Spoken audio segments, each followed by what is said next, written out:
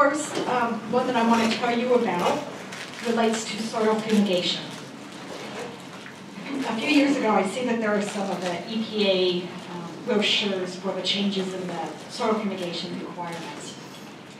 And the requirements were based on label changes that the EPA made to these products, methyl bromide, clopicrin, metam-sodium, and potassium, and diazomet.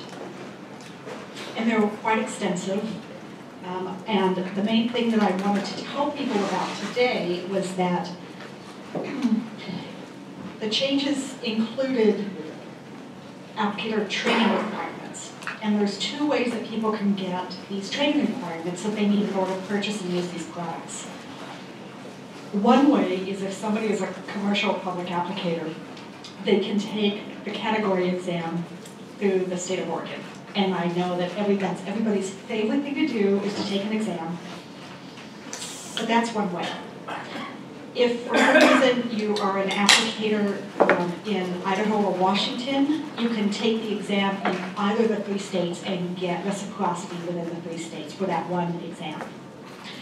However, if you are a private pesticide applicator, you can't take the category exam because it just kind of sits there out on its own. And besides, I know nobody wants to take those exams. So as a private applicator, your route in order to get certified, in order to purchase the products, is to do the soil fumigation training that the EPA has approved, and which is available on the EPA Soil Fumigation Toolbox website. It's a free training. You have to take a certain number of modules, and each module takes 45 minutes to an hour. There's a short exam at the end of each of the modules. There's base modules so that you learn and understand how to use all soil fumigants, and then there are product-specific modules. So any particular products that you use, you would have to take the modules for those products. When you complete that certification, you get a certificate. That's what you want to keep in your records. That's what you would need to show the dealers in order to purchase. And so this is the easiest way, well, this is the only way that private applicators have to be able to purchase and use the products. And if for some reason you can't find the Soil Fumigation Toolbox website, we have a direct link to this online module training on the ODA pesticide webpage.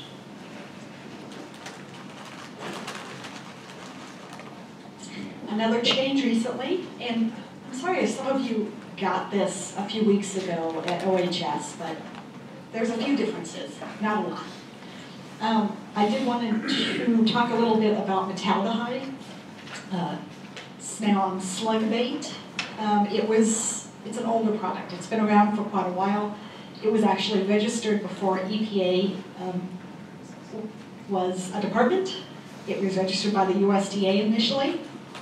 And because of that, it hadn't gone through the re-registration process and didn't have all the components that registered pesticides now have to have. So when it was re-registered, EPA said, you don't have enough information on a whole lot of crops for us to feel comfortable registering it for these crops. So the makers of metaldehyde had to drop a number of crops from their labels. In the meantime, trying to get residue tolerance information for those crops. So this is a problem, obviously, because some of the crops are highly used in Oregon, and caneberries was one of the crops that was initially dropped from newer metaldehyde labels. So thankfully, well, see, this is an old label. It had a whole bunch of different things on it. But the newer labels that have come out in the last year or two had to delete a lot of these particular crops.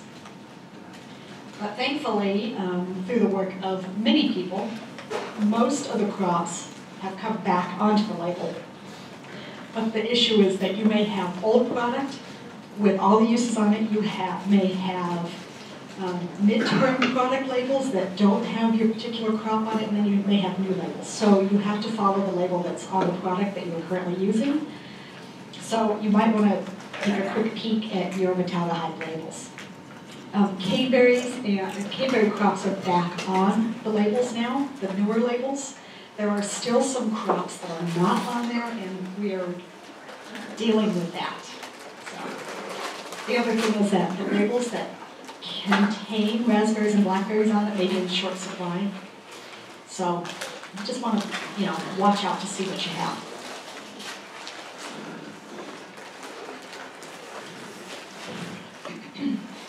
And I wanted to bring up your special local needs labels. These are labels that are state approved. And we have a lot in the state of Oregon. We're well over 200 special local needs labels, most of them herbicides. And for blackberries, the current special local needs labels are for gold and dual magnum as herbicides in blackberries, and then malathion, specifically Gowan and Loveland labels, and for blackberry Australi.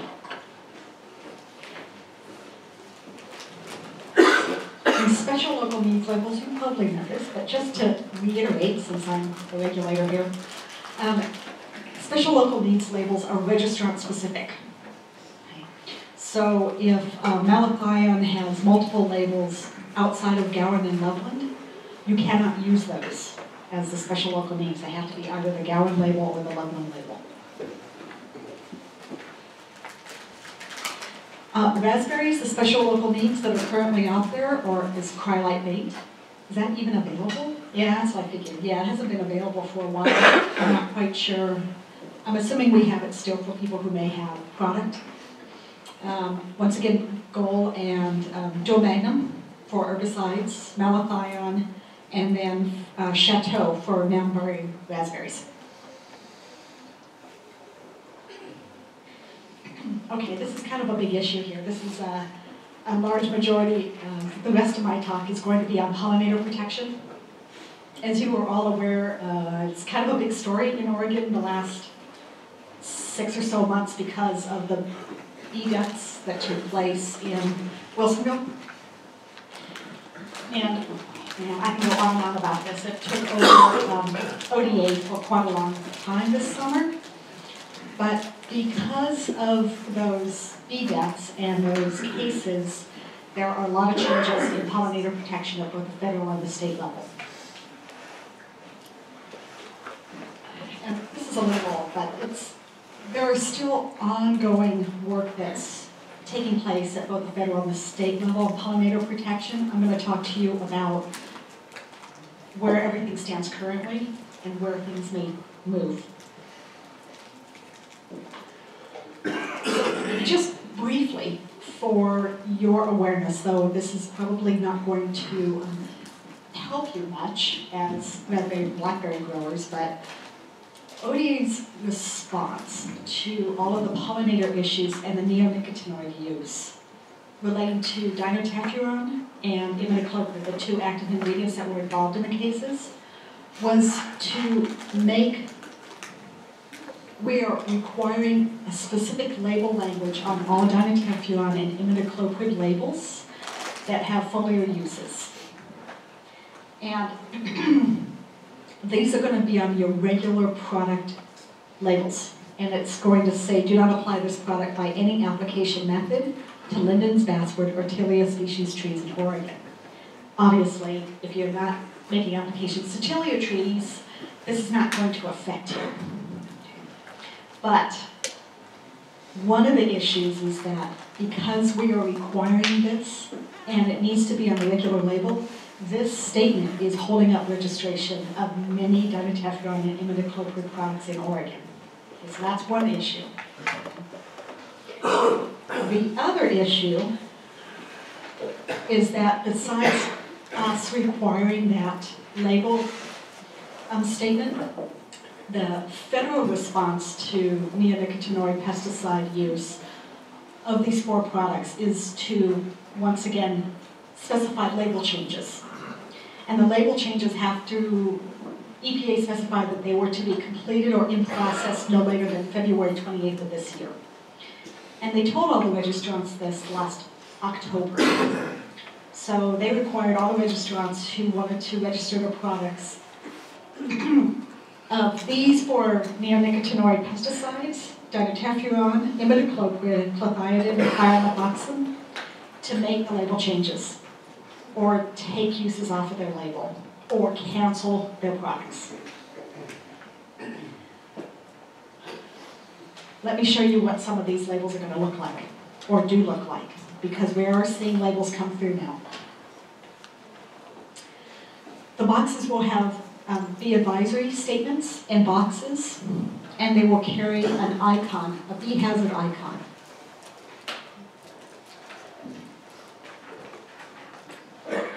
They will have how to protect pollinators and follow the application restrictions. These are no longer precautions. They are switching things to restrictions now. And then you will see there are both non-ag uses and ag uses on the labels. And they're very similar in that they say you do not apply this product, whatever the product may be, say merit. While bees are foraging, do not apply the product to plants that are flowering, only apply after all flower petals have fallen off. These are restrictions, not precautions, restrictions, which means you can't do it. The ag labels become much more extensive as to the restrictions and the information that's on them. And they are broken up into crops that are under contracted pollination services and food crops and commercially grown crops that aren't under contract services but are attractive to pollinators. So on the crops under contracted pollination service, what you're going to see is that, once again, you cannot apply the product while bees are foraging. You cannot apply the product until flowering is complete, and all petals have fallen off, unless the following condition has been met. If an application was made when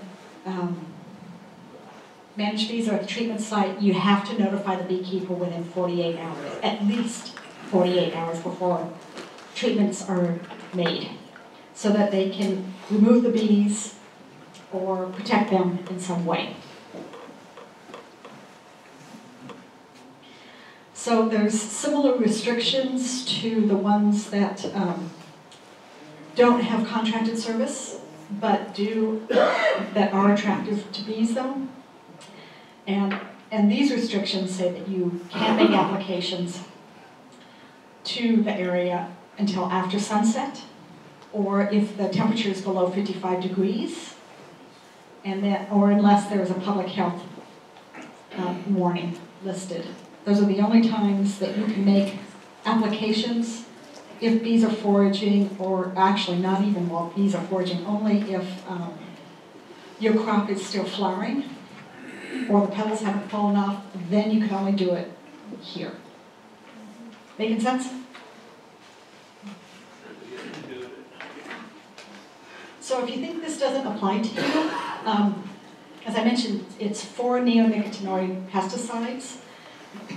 And I know that imidacloprid is used. That's the active ingredient in Admire and Admire Pro, which you probably use. You may not use Pravado anymore, but you might. And Chemtura is pyrimethoxam. Okay. So these are products that you can use, labeled for use. You may not use them as much as a lot of crops, but you're going to see these labels coming through. You're going to see them really soon. We're already seeing them through our department. And they're going to be put on product very soon. I changed the PowerPoint, and I think I pulled up the old one. So I wanted to talk a little bit about what's going on in the Capitol. Yes, I am. So really, you guys don't care about bed bugs, which is why I changed this. I took bed bugs off. Yeah, maybe you do care about bed bugs. But what I wanted to talk about was the session in the Capitol. There is a House bill that was put forward regarding pollinators. I think it was 4179. And initially that House bill was to make those 4 neonicotinoid Pesticides, dimethactron, imidacloprid, clethiridin, and thiamethoxam, restricted use pesticides in the state of Oregon, because they are currently general use. That was the initial House bill. Well, needless to say, that didn't go down very well in the agricultural community or a lot of communities. So they have modified the House bill, and the House bill has passed.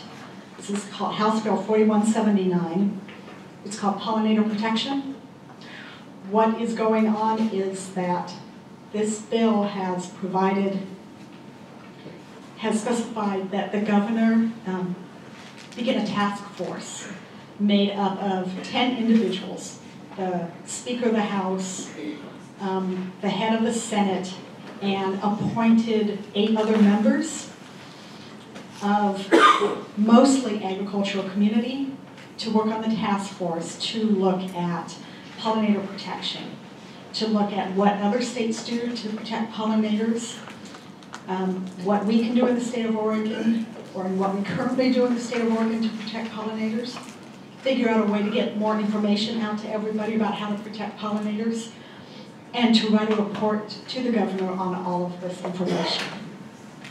So the bill specifies the 8 members, where they are to come from, and most of there are advisory committees from beekeepers associations, the ag sector, farm sector, master gardeners. I don't remember all 8, unfortunately, but there's a representative from particular advisory groups. The governor has yet to appoint anybody to those positions because this House bill just passed this last week. But this is something that's coming, that is going to be going on. The task force has to write a report and provide it to the governor and to this legislature by October 1st of this year. And based on the results of their report, there could be changes coming down the pipe, more changes coming down the pipe to these neonicotinoid pesticides.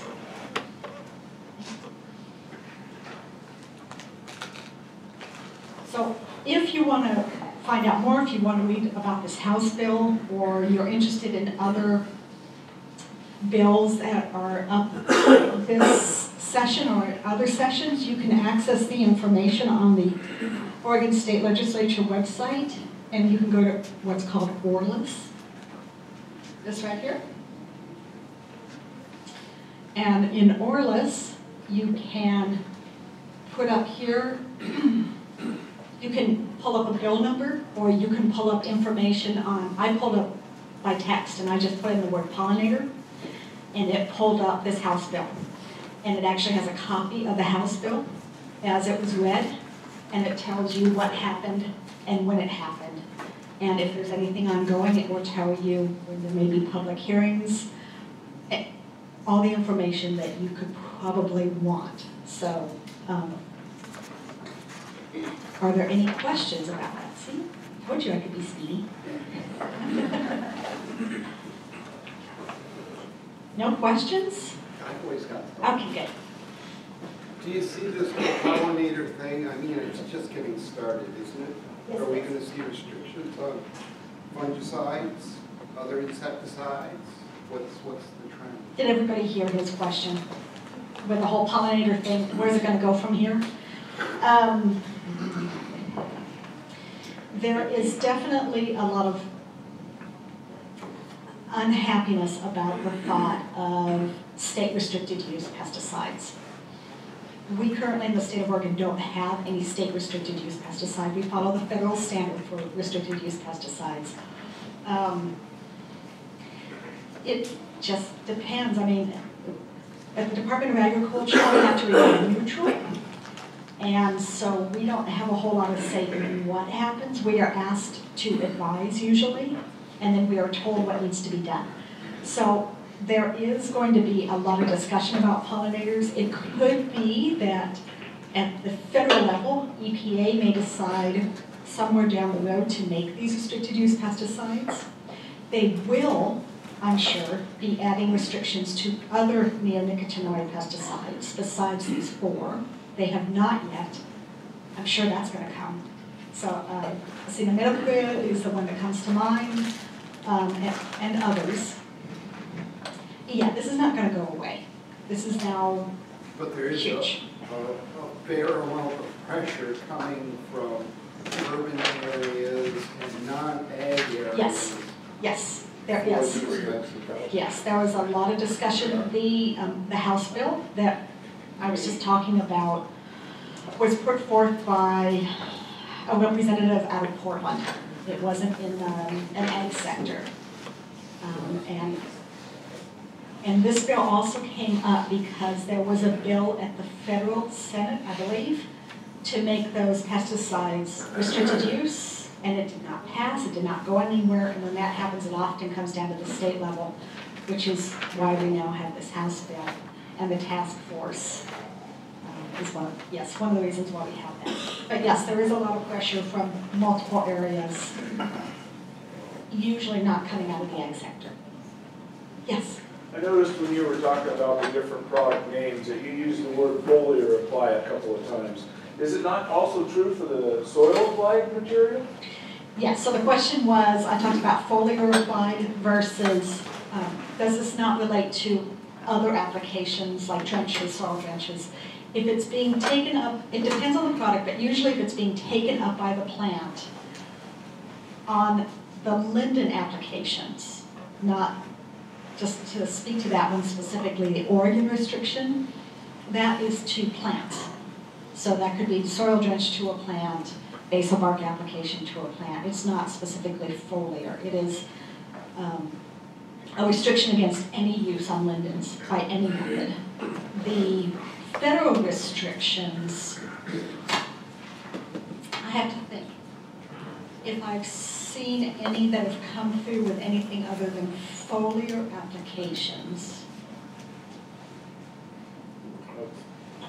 Just something we need to look at on the label and just double check. It'll be clear cut. But. Yeah, and I have to say that I'm not the one who is removing those labels, thankfully, in the state, because the person who has had a stack covering their desk, we have one person doing it, and so I haven't seen all of those. Also, I would say less than half of the products have been approved at the federal level currently.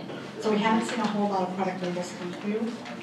I think all of the ones that we have seen, though, only have foliar applications on them. Yes? Just for my own clarity, those cases that spurred all this, weren't those applications against the label to begin with? Could you repeat the question? Yes, I will. And yeah, if so, I mean, it seems like a knee-jerk reaction. Of course, we're used to that, but wouldn't it be simpler just to make killing bumblebees a hate crime? So yeah, the question was, the applications that brought this all up, all the bee cases that took place in Wilsonville, were they not illegal applications? So let me just go through this a little bit to make it clear to everybody. It started out with two cases, with the primary case being the Wilsonville target case, where potentially up to 60,000, mostly bumblebees, died. That involved linden trees and applications of dimetephrone. The next case that came up was a case out of Hillsborough, also did bumblebees, not nearly as many, also dimetephrone, also linden trees. About 2 weeks, within 2 weeks of those two cases, there were two more cases, also involving linden trees, but the active ingredient in those cases was imidacloprid, okay, which is in the similar class, it's in the same class of insecticides as dimetephrone, both nitroguanidine, neonicotinoids. Those two cases came out of the Portland metro area. The results of those cases were that there were civil penalties in 3 of the cases. At least some of those due to misapplication. Some of them were record-keeping problems and other problems. One case, the case out of Hillsborough, there was not found that there was any violation. So Yes, a lot of these were misapplications, over-applications, timing applications. Yes, potentially a knee-jerk reaction. Maybe, maybe not. I mean, there's been a lot of discussion about neonicotinoid pesticides for quite a long time. So we put out, the Department of Agriculture had a temporary rule in effect specifically for dientephuron, restricting the use for 6 months for foliar applications. And we did that to make sure that there weren't any other issues while we investigated cases. That temporary rule has ended, so there is no longer any ban on use. Okay. In the meantime, though, the EPA picked up pollinator issues, and we thought that there was at least enough concern about the use of those 2 neonicotinoid pesticides in linden trees to warrant that specific label language regarding tilia trees. Was that like way more than you wanted to hear? Let's give Linda a hand.